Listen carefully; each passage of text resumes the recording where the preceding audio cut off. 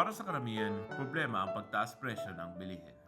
Minsan, ang mga mumuray na pagkain ay kulang sa nutrisyon at hindi kayang ibigay ng sustansya na kailangan ng ating mga katawan sa pang-araw-araw.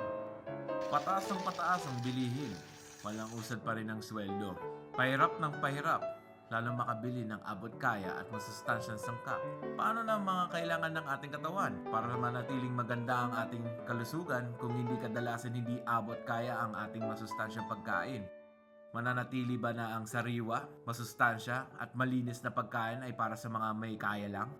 Paano kung may mas simpleng paraan para makakuha ng abot kayang sangkap na masustansya pala? Akala natin ang mga mamahaling gulay lamang ang pwedeng gamitin sa ibang potahe. Pero pwede pala palitan yun ng gulay na madaling putubuin at pwede palakihin sa ating bukuran. O kaya sa mga munting paso o recycled na bote.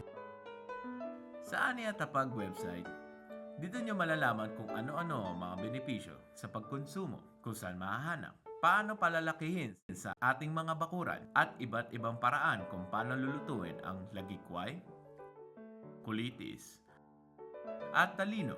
Tatlo lamang sa iba't ibang gulay na hindi karaniwan kinakain at hindi mamahalin. Yung akala nating mahirap, hanggang akala lang.